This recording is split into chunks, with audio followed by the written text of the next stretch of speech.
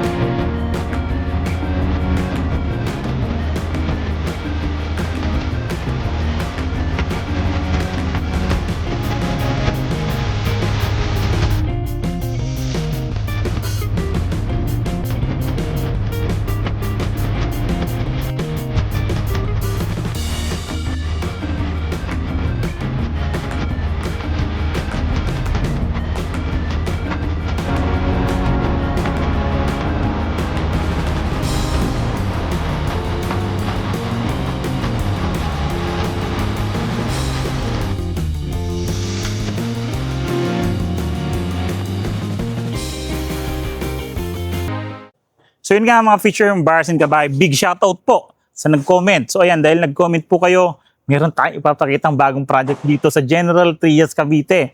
Excited ako ipakita sa inyo to dahil comment nyo to. Nagtanong po kayo kung meron tayong expanded na unit na townhouse, modern, stylish, at the same time merong car garage. Good news, ito na po yun mga future home buyers in Kabahay. Dito rin po yan sa Richdale Residences located at Barangay Panong yan ng General Trias, Cavite.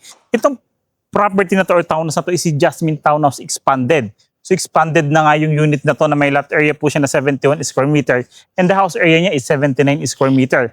Maganda location nito dahil nasa phase 2 na po ito, si Jasmine Townhouse Expanded. Yung phase 1 po kasi itong kinakatayuan ko is phase 1 to. Sold out na to. Ito yung isa sa 8 hectares project natin ng Richdale. Then sa phase 2 natin is 17 hectares po na project which is nandun yung mga main amenities natin. Basketball court, clubhouse, pavilion, mga open green space. So nandun po lahat. So, kaya maganda po ito kasi True Pag-ibig Financing pa ito si Jasmine. So yan po, sama-sama tayo mag-house tour. Pero before tayo mag-house tour, di ba ako nagpakilala? Again, ako po si Randy Salvador, ako pa rin po ang susi at tulay tungo sa pangarap niyong bahay. So ito si Jasmine Townhouse Expanded is may lot area nga na 71 square meter for inner unit po yan. Then the floor area is 79 square meter. So yan po, so kung makikita yung pinaka-floor plan natin, provision po to for 3 bedrooms. Napaka-spacious nito actually. May 2 toilet and bath, 1 car garage. Napakalaking open space. Future expansion dito sa harapan natin. Kasi kung makikita nyo, meron pa tayong 3.75 meters sa harapan. Yung provision natin yan for landscape garden. Then yung magiging car garage natin is 5.47 meters naman po yung magiging garahe natin. Yung buong kahabaan ng bahay natin kung makikita is 11 meters naman po yan. So sobrang laki po talaga ng unit na to. So kung makikita nyo, ito yung pinaka-inner unit natin. So sa inner unit natin, naka 6.5 meters yung pinakalapad niyan, buong kalapadan. So kung makikita nyo dito pa lang, ang laki pala ng magiging bahay ko. Na for sa loos nga nito, future home buyers in Kabahay, is 11,000 lang po monthly down payment and 17,000 yung monthly amortization through Pag-ibig Financing. High ceiling, modern design, stylish, may mga decorative stone sa facade natin. Conventional din po yung gawa ng bahay. So di ko napapakita yung inner unit, nagdadirect na ako doon. Pero dito is inner unit. Ito naman pong kabila is end unit. Papakita ko sa yung space. Tara po. For the end unit, yung frontage natin is 3.75 square meters din yan. Then 5.47 naman yung car garage natin. Ang kagandahan yan, dahil may another pa tayong setback dito sa gilid. So, ang laki pa ng expansion natin kasi lot area nito is 93 square meter for the end unit or corner unit natin. Mas maganda kasi kung makikita nyo, may mga bintana sa gilid. Then, mas ventilated po siya. Even townhouse po siya. Tara po, pasukin natin. Isa to sa maganda, ito yung sinasabi ko po Ito po yung 3.75 square meter ay naman po yung 5.47 square meter for our car garage. Okay po?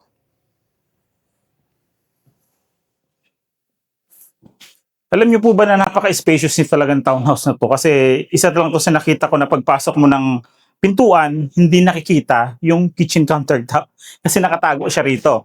Imagine 'no, pagpasok mo talagang living area. Pagpasok mo dito, maglagay tayong sala set dito, diyan tayo maglagay ng TV console, 'di ba po? Kasi dito sa side na 'to, andito yung kitchen area. 'Di ba? Kitchen countertop, ang lapad niya, almost naka-L na nga siya. May kitchen countertop na tayo naka-tiles, may stainless sink, may faucet, then dito tayo maglalagay ng dining area natin. 'Di ba? Isa to sa magandang layout dito sa Cavite na townhouse po. Except for Shera. So nakikita nyo rin naman, si Shera Townhouse is spacious din. Parang ganito, magkamukhang magkamuka. Dahil ang ganda. Lamang lang po ni Shera is high ceiling. Pero kung makikita nyo to, ang ganda rin po ng unit na to. Dahil kung makikita nyo, lahat sliding windows, ang daming bintana, ventilated, conventional gawa ng bahay. Imagine, ganito kalaking poste ng bahay mo. Diba po? Ganyan siya kalapad. Kaya matibay po yung gawa ng bahay natin. Ang ganda, di ba? Comment kayo, picture embarrassing ka bahay. Kung nagustuhan nyo, gusto nyo din yung layout na pagpasok ng pintuan, hindi nakikita yung kitchen area. Tama, hakbangan ko yung magiging kitchen area natin. Yung nakatago isa, dalawa't kalahati or tatlo. Ayun po yung nakatago na kitchen natin. Pagpasok, hindi po yan nakikita sa pintuan. Di ba po? Then, 2 toilet and bath. Check natin yung first toilet. For our first toilet naman po, complete accessories din yan, dual flush step na rin during the turnover, pintura na lang po, may ventilation din tayo dito, and plastic PVC pintuan natin. And isa sa maganda rito, yung service area natin, sobrang laki din po. Actually, kung may mga matatanda tayong kasama or gusto natin ma-maximize yung space, pwede tayo maglagay ng isang bedroom dito, pakita ko po sa inyo. Ayan po, so ganyan siya kalaki, hakbangan ko isa, dalawa, tatlo, apat, lima. 5 at kalahati yung haba ng magiging space pa natin na service area dito sa likod, which is kaya pa isang bedroom. Isa, dalawa.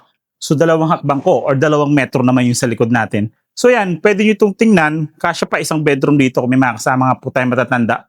Pwede. Cemented na rin po during the turnover, itong pinaka service area natin. Kasi ang ganda ng ceiling. Tara, akit tayo second floor. Dito po may mga outlets na din tayo during the turnover. Tsaka gandahan nga po through Pag-ibig Financing po ito. Di ba bihira na ngayon dito sa General Trias? Since mataas na yung value, bihira na yung nagpapag-ibig financing. Magkaroon man tayo ng pag-ibig financing sa ibang project natin or ibang developer, almost 900 to 1M na yung nagiging down payment natin since nasa 40 to 50% na kasing down payment. Pero dito, dahil naka-pre-selling at the same time, si Axia po talaga is through Pag-ibig Financing. Sobrang baba. Imagine, for as low as 11,000 or 11 to 12,000 monthly down payment, magkakaroon kayo ng bahay. Down payment po yun. Okay po? Hagdan na natin. Cemented, concrete, railings natin. Bakal din po. Tara po.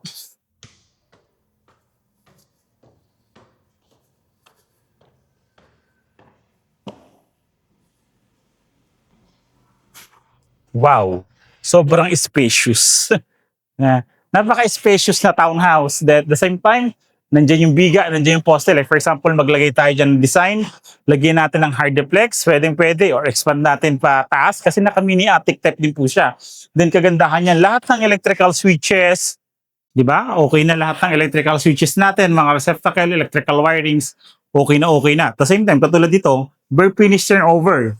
Layout mo, size mo ng bedrooms, ang masusunod, kung gusto mo 2 bedrooms lang, pwede. Kasi di ba pag mga complete turnover, layout na ng developer yan, minsan 3 bedrooms, minsan pilit po yung 3 bedrooms. Pag ganito, kaya mo siyang i-maximize. Ano bang gusto kong space? Mas malaki ba sa master's bedroom? Mas malaki sa mga anak namin? So yun dito, pwede natin gawin dito yon, di ba?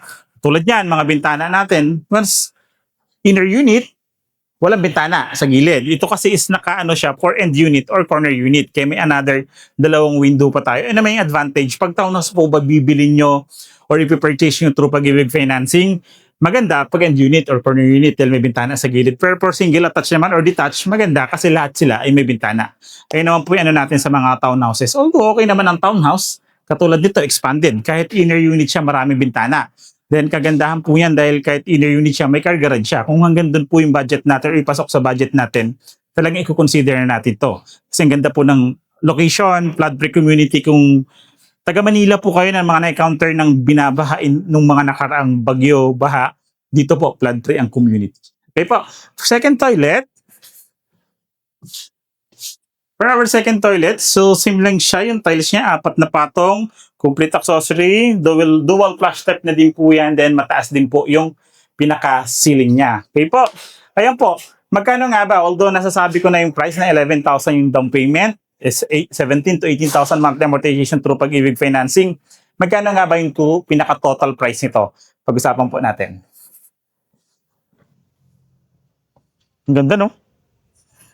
O, diba? Papasagot po si Sir JP. Ang ganda daw. So, comment lang po kayo dito sa kung nagandahan po talaga kayo. Actually, talaga maganda. Isa to sa mga kinukonsider ng mga home buyer na townhouse dito sa General Trias. Kaysa mag-avail kayo ng complete turnover, almost 300,000-400,000 lang namin paggawa. Pero ito, kung makikita nyo naman yung magiging bahay nyo, ang laki ng space. May car garage, matibay yung gawa ng bahay. Dahil Axia po, conventional po yung gawa ng bahay. At the same time, through Pag-ibig Financing po ito. Yan po, yung lot area nga nito is 71 square meter and the house area or floor area 79 square meter. May provision for 3 bedrooms, may 2 toilet and bath, malawak yung car garage and frontage natin. Ang laki ng future expansion. At the same time, service area natin, di ba nakita nyo, kayang-kaya pa ng isang bedroom. So yun po yung competition. Nilagay ko siya dito sa side. Total contract price, reservation, down payment, monthly amortization, and the required income. Dito po siya sa side. So dito, kung pasok po ito lahat sa budget nyo, ilista nyo na to sa mga ititripping natin dito. I-message nyo po ako mga picture buyers nga bay. Dahil yung contact number ko, nandito po siya sa screen. Viber and WhatsApp, naka-plus po siya sa buong video. Di ba po? Then yung mga social media accounts ko naman po, nasa comments siya or sa description. Pwede siyang isang click lang, nasa social media ko na po agad. Madali po tayong makakapag-transact ng tripping. And kung ngayon po lang po yung napapadaan sa aking YouTube channel, like, subscribe, pindutin nyo po yung bell button para updated kayo sa mga bagong videos katulad nito. Again, I'm Randy Salvador. Ako pa rin po ang susi at tulay tungo sa pangarap niyong bahay.